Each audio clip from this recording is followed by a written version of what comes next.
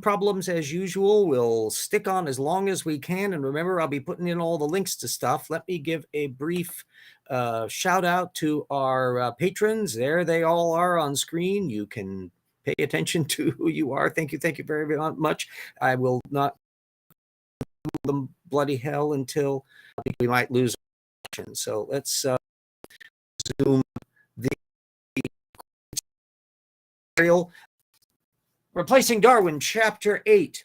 Nathan, bless his heart, does some more deck stacking, where he is claiming that evolution and creation both are predicting nested hierarchies in genes, but actually they're not quite the same things because design systems operate very, very differently. I'll be putting mentions into about Niles Eldredge, who plays the coronet, and he points out that designed objects like coronets and windshield wipers and anything else that you want to think of don't actually work easily in nested hierarchies if you're looking at them from a cladistic point of view, which is why creationists don't use cladism. They come up with their own little techniques. Anyway, we've got, he tries then to pull a little fast one, which I'll be putting the specific links to, which brings up bat location, echolocation in bats. Even he acknowledged that natural selection was playing a part in this process. So no, evolutionists are not giving up on the idea that most genes are functionally neutral. At this point, he dangles the ENCODE project again in a really disingenuous way. He brought up a piece from 2013 from Dan Grauer on genome size and junk DNA, and then disingenuously said, oh, but there's evidence that the genes are actually functional. The problem was the Grauer paper was criticizing the ENCODE project, and Jeanson left all of that part out. So it was particularly eccentric about what's going on in here. Oh, hi, I see Slade's in here. Let me get my chat overlay. I may or may not be able to pull that up. Hi, Slade, I can see you. And Vesta, hello. A bit of a late on here. So Stern Cardinale has done some spectacular work just shredding all of Jeanson's work on the mutation rates and the ENCODE genome issue. So I'll be putting a couple videos that he did on that from last October. Links that he explains it vastly better than I do. Part 2 in our truncated version of things relates to a fairly brand new piece from 2020. Newly discovered jumping beetle mechanism inspires bionic designs, from Journal of Creation, Gavin Cox. This cute little puppy, which we'll be putting the links up to. And there, Cox fumes about how the people doing this research were failing, quote, to credit the creator for the mechanism that the beetle uses to jump. Well, Cox only cites 3 technical papers here, this Rouen one, and then another by Larrabee in 2018, and then another by Longo in 2018. Larrabee's about ant jaws evolution, and the Longo paper is on fast moving seahorses.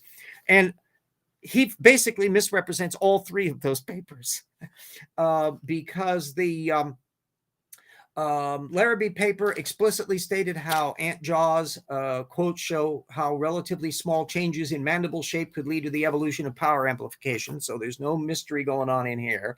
And the Longo paper was very preliminary work, suggesting that it was probably a convergent feature that related to feeding traits that related to pre-adaptations in their long snouts. And I'm assuming, will continue to do work on this, unlike the creationists, because Longo and their team had already worked on the subject of the homology of lungs and gas bladders, which I would love to have put a link to. Unfortunately, it's not available open access on that. But so what you can lay bets as to whether or not Longo and company are going to continue research on it, and at that point, we can expect Cox and company not to cite any of it. So that will be the material that's coming on in here. I was while I was waiting for the connection to attach, I have been continuing work on the Big Slosh chapter for the new book that Jackson and I are doing. Volume 2 of The Rocks Were There.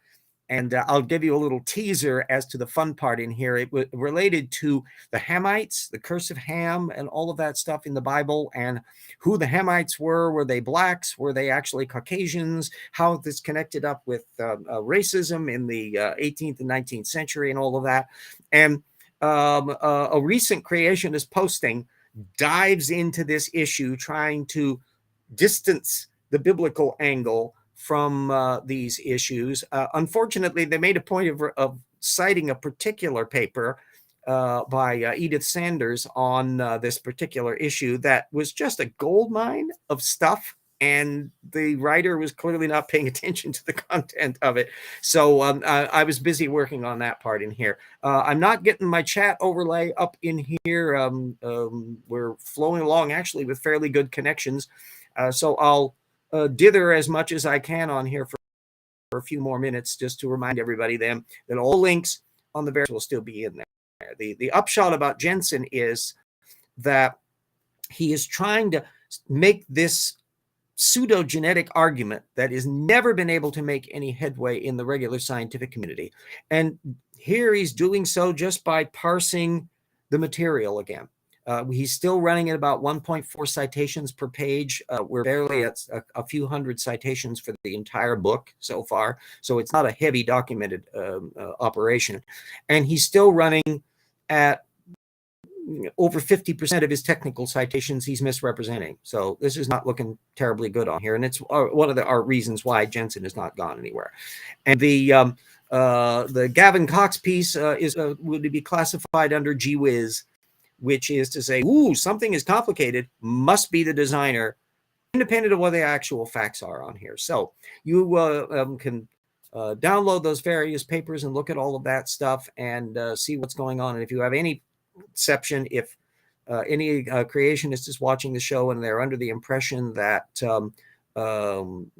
Jeanson's genetic arguments are holding any weight, yeah, he's printed a whole bunch of papers in Answers Research Journal. That's true enough, but it hasn't persuaded anybody outside of that mix.